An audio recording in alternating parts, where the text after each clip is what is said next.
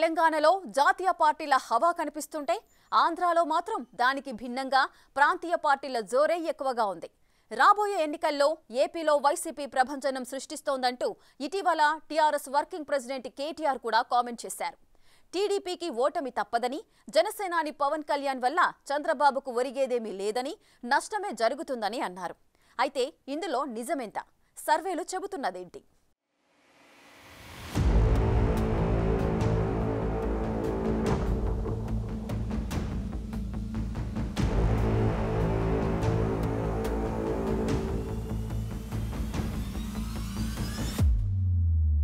ఆంధ్రప్రదేశ్లో రాజకీయం తెలంగాణకు చాలా భిన్నంగా కనిపిస్తుంది.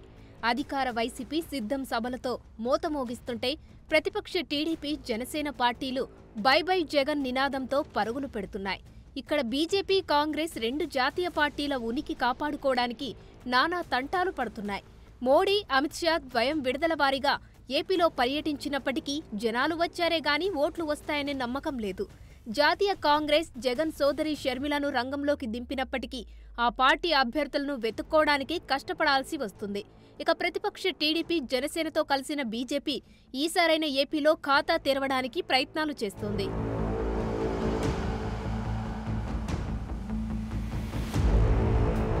ఆంధ్రప్రదేశ్లోని 25 లోక్సభ స్థానాల్లో సీఎం జగన్ నేతృత్వంలోని వైసీపీ 2019లో 22 స్థానాలను కైవసం చేసుకుంది. చంద్రబాబు నాయుడు నేతృత్వంలోని ప్రతిపక్ష పార్టీ టీడీపీ కేవలం 3 స్థానాలకు పరిమితమయ్యింది.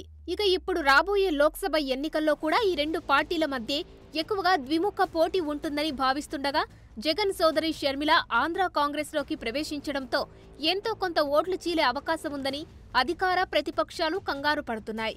ఈసారి బీజేపీ నేతృత్వంలోని ఎన్డీఏ టీడీపీతో, జనసేనతో పొత్తులో ఉంది.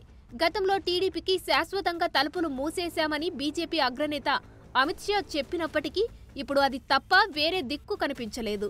బీహార్లో నితీష్ను అక్కున చేర్చుకున్నట్లే ఆంధ్రాలో చంద్రబాబుకు దగ్గరైంది బీజేపీ. ఇక పవన్ కళ్యాణ్, జనసేన పార్టీ ప్రభావంపై ఇంకా పూర్తి స్థాయిలో నమ్మకాలు స్థిరపడకపోవడం ప్రతిపక్ష కూటమికి కాస్త టెన్షన్ లేకపోలేదనే అభిప్రాయం వ్యక్తమవుతుంది.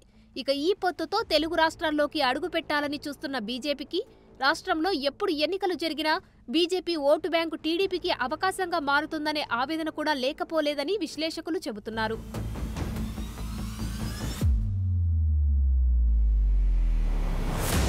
అయితే భారత సార్వత్రిక ఎన్నికలతో పాటు ఆంధ్రప్రదేశ్లో కూడా ఒకేసారి జరిగే అసెంబ్లీ ఎన్నికల్లో టీడీపీ ఎలా పనిచేస్తుందనే దానిపై కూటమి విజయం ఆధారపడి ఉంటుందని నిపుణులు భావిస్తున్నారు. 2019లో వైసీపీ రాష్ట్ర ఎన్నికల్లో 175 స్థానాలకు గాను 151 స్థానాలను గెలుచుకుంది. అధికార టీడీపీ 23 మాత్రమే గెలుచుకుంది. అయితే ఈసారి అధికార వ్యతిరేకతను టీడీపీ క్యాష్ చేసుకోవాలని ప్రయత్నిస్తుంది. అలాగే వైసీపీ రాష్ట్రానికి ప్రత్యేక హోదాను తీసుకురావడంలో తీవ్రంగా వైఫల్యం చెందిందనే వాదనను బలంగా ప్రచారం చేస్తుంది. మరోవైపు జనసేన కూడా జగన్ అవినీతి పాలనకు తార్కాణంగా నిలుస్తున్నాడంటూ తన అభిమానుల్లో ఆవేశాన్ని రగిలిస్తున్నారు. బీజేపీ పాచిపోయిన లడ్డూ ఇచ్చిందంటూ గతంలో చేసిన కామెంట్లు కనిపించనీయకుండా తనదైన శైలిలో ఓటర్లను ఎమోషనల్ జర్నీ చేయిస్తున్నారు. ఇప్పుడు ఏపీలో బీజేపీ పార్టీ పరంగా పెద్దగా ప్రభావం చూపించనప్పటికీ మోడీ రామమందిర నిర్మాణం ఓట్లు రాలుస్తుందని భావిస్తుంది. అయితే ఈసారి ఏపీలో పాగా వేసి భవిష్యత్తులో పాలన పగ్గాలు చేపట్టాలని బీజేపీ చేస్తున్న ప్రయత్నాలకు అటు టీడీపీ నుండి, ఇటు జనసేన నుండి కాస్త అడ్డంకి లేకపోలేదు.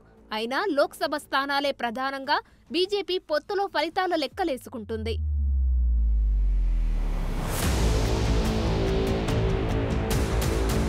ఇక ఆంధ్రప్రదేశ్లో 20 లోక్సభ సీట్లను ఇవ్వాలని ఇటీవల ఏపీ ప్రజలకు అమిత్ షా విజ్ఞప్తి చేశారు. అయితే అది ప్రజలకు చేసిన విజ్ఞప్తి మాత్రమే కాదని, రాష్ట్ర రాజకీయ పరిస్థితుల్ని అంచనా వేసిన తర్వాత అమిత్ షా పెట్టుకున్న నమ్మకం కూడా అని ఏపీ బీజేపీ వర్గాలు చెబుతున్నాయి. ఏపీలో మిషన్ 20 ప్రారంభమైందని బీజేపీ ఏపీ ప్రధాన కార్యదర్శి విష్ణువర్ధన్ రెడ్డి పలు సందర్భాల్లో ధీమా వ్యక్తం చేశారు కూడా. అమిత్ షా ఇచ్చిన ధైర్యం, దిశానిర్దేశం ఏపీలో బీజేపీని నిలబెడుతుందని అన్నారు. అయితే పలు దఫాల్లో ఏపీ పర్యటనకు వస్తున్న బీజేపీ అగ్రనేతలు రాష్ట్ర పార్టీ నేతలకు స్పష్టమైన దిశానిర్దేశం చేస్తున్నారు. 20 లోక్సభ సీట్లు గెలుపొందడానికి ఉన్న అవకాశాల గురించి గతంలో గట్టి ప్లాన్లే వేశారు. ఇక ఏపీలో బీజేపీకి క్రమంగా ఆదరణ పెరుగుతోందని, ఇదే మాదిరిగా కష్టపడి దానికి మోడీ ఫ్యాక్టర్ కలిస్తే తిరుగు ఉండదని అగ్రనేతలు అంచనా వేశారు. అయితే చివరికి పొత్తులో భాగంగా బీజేపీ 6 లోక్సభ స్థానాల్లోనే పోటీకి సిద్ధపడింది.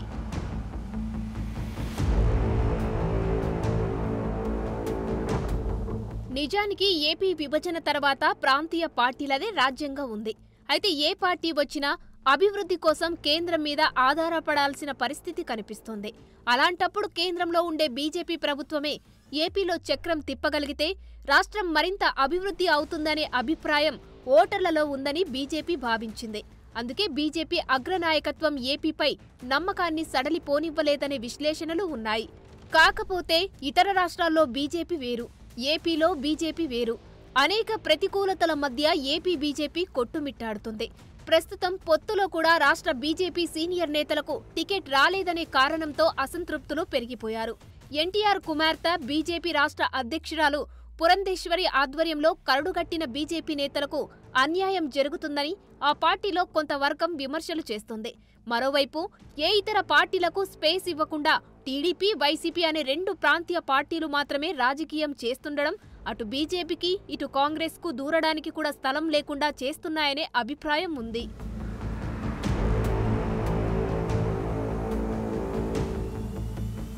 అయితే ఏపీలో రాజకీయాలకు భిన్నంగా సర్వేల ఫలితాలు ఉన్నాయి. ఆంధ్రప్రదేశ్లోని 25 లోక్సభ స్థానాలకు గాను చంద్రబాబు నాయుడు నేతృత్వంలోని టీడీపీ 17 స్థానాలను గెలుచుకోవచ్చని India Today mood of the nation survey అంచనా వేసింది.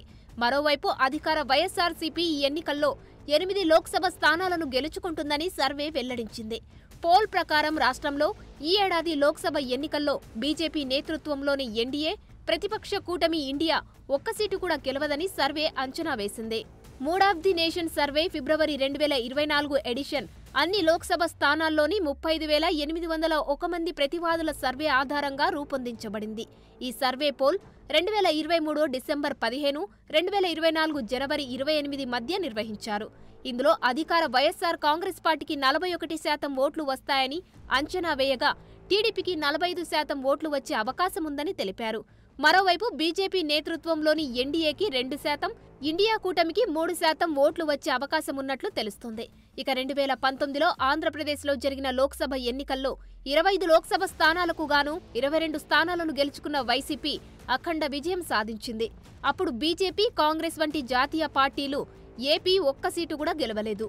ఇప్పుడు కూడా ఇలాంటి సర్వే ఫలితాలు రావడం వల్ల ఏపీ ఓటర్లలో ప్రాంతీయ పార్టీలకు మాత్రమే స్పష్టమైన ప్రాధాన్యత ఉందని తెలుస్తోంది.